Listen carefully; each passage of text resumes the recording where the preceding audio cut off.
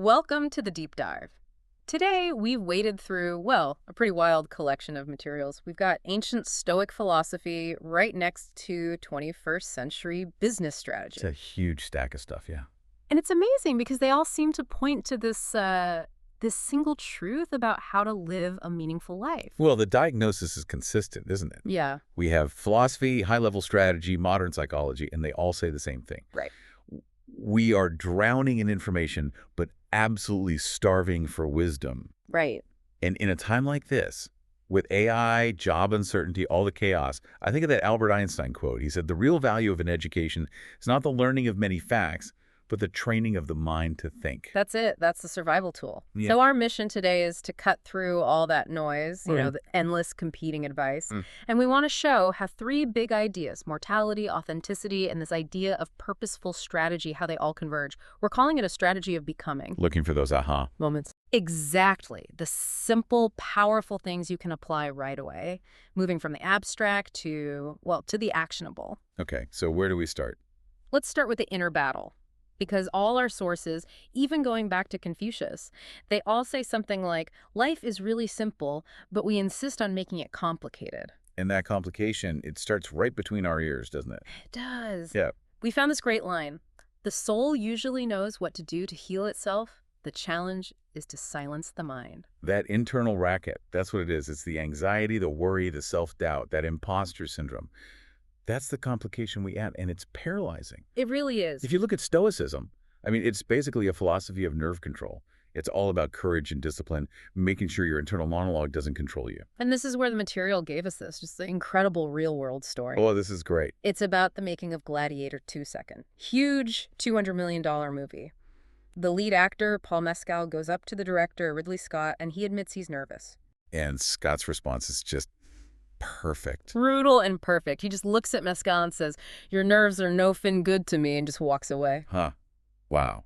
And what's so fascinating there is how it reframes what we think of as normal, right? Yeah. That Yeah. normal nervousness. It's the opposite of a lead performance.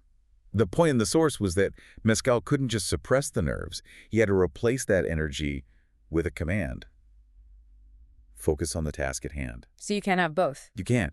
If doubt is in that headspace, you cannot execute. It's that simple. So if inner chaos is the problem, how do the sources define real freedom?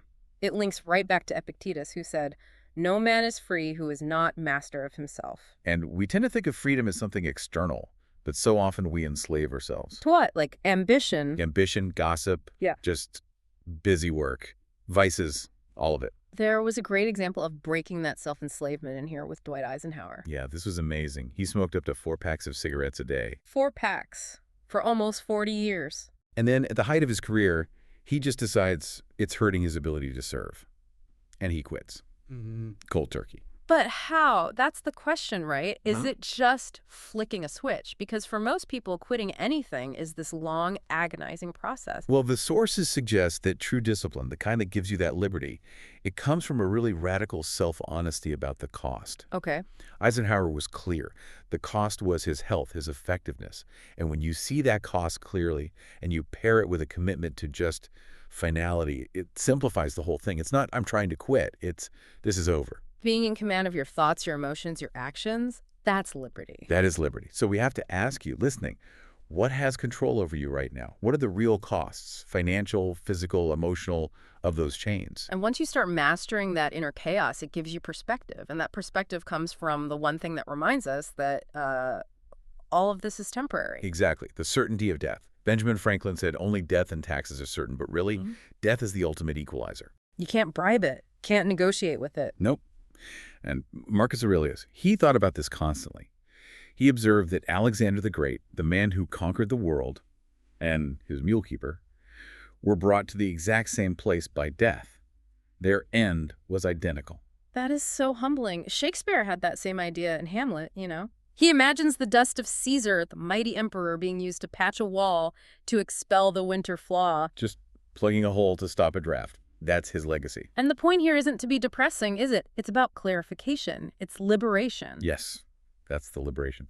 All the daily worries just seem so small in comparison.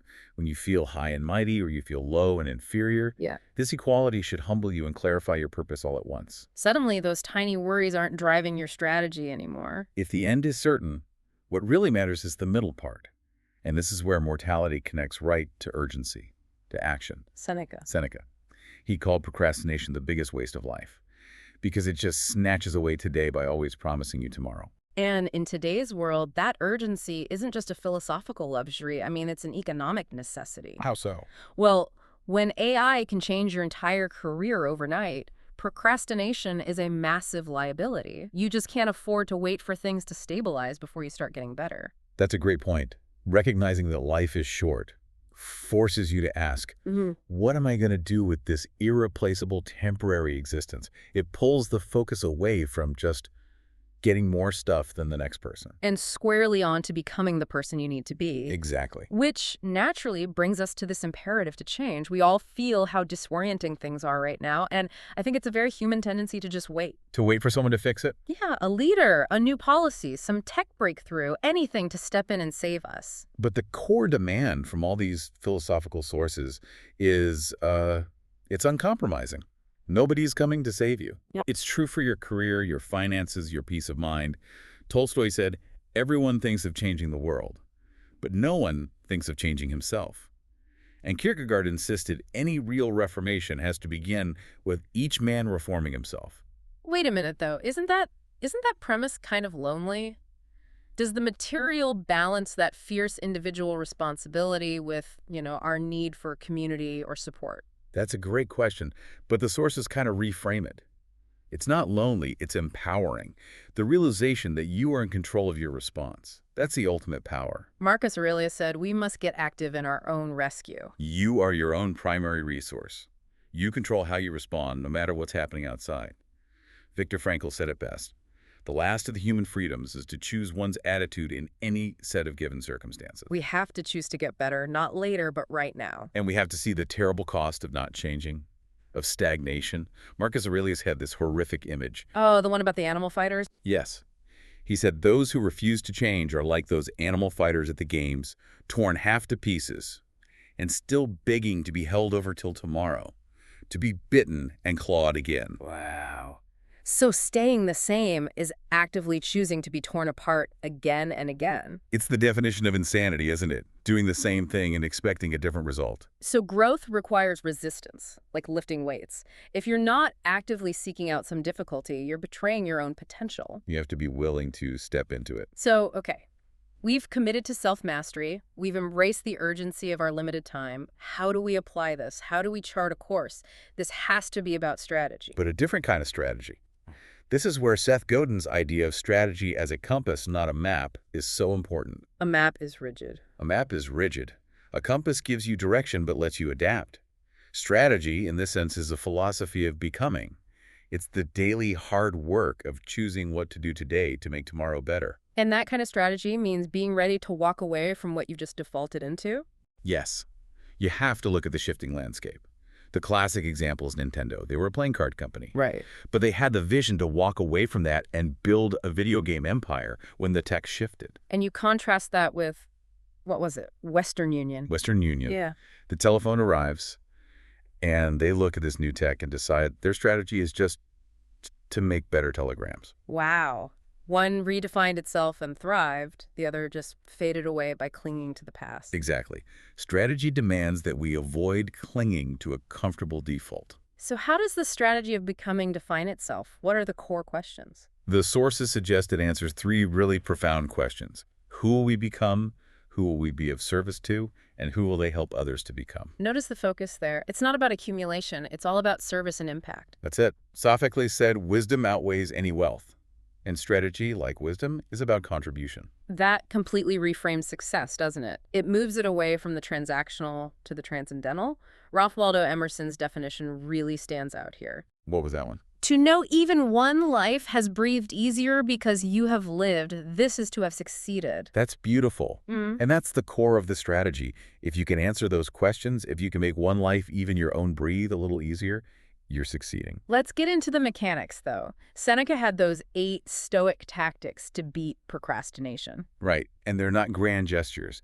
They are practical, immediate actions. Give us a couple of the heaviest hitters from that list. Okay, the first two are critical. 1, focus on immediate, small actions. Forget the 5-year plan for a second. What's the next tiny step? Break it down until it's too small to fail. Exactly. The second is routine and eliminating non-essentials.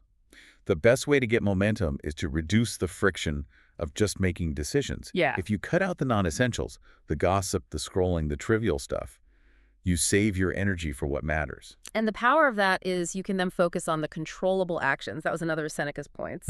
You can't control if you get the job, but you can control the quality of your preparation today. Absolutely. And the final core tactic is to demand the best from yourself. Not perfection, but intention. Avoid being ordinary. And when you choose better company and celebrate those small wins, you just reinforce that positive feedback loop. And at the heart of all of this becoming is authenticity. Aristotle said, knowing yourself is the beginning of all wisdom. You can't chart a course if you don't know who the captain is. Right. And, knowing yourself requires humility. Simon Sinek points out that real strength comes from being humble enough to admit you don't know all the answers and you need help. People want to help, usually, if we're just humble enough to ask. So the whole journey rests on character. It does. As one source put it, the balance of head and heart yields strength of character. Wow. So our journey today, it's covered a huge distance. From silencing the mind to charting this intentional course, true strategy is really just aligning our temporary, irreplaceable life with a commitment to self-mastery and to service. We have to change, and we have to do it now. And we can tie all of it, wisdom, purpose, self-mastery, to that simple proverb. For breath is life, and if you breathe well, you will live long on earth. To breathe well means to live intentionally, to live strategically. Death makes equals of us all, which liberates us from the pressure of status and lets us focus on the middle chapters, the choices we make between birth and death. So if the only strategy that matters is becoming the most authentic version of yourself who serves others, what's the single immediate action you will take to breathe well and step into difficulty today? What habitual default will you walk away from to make space for the person you're becoming?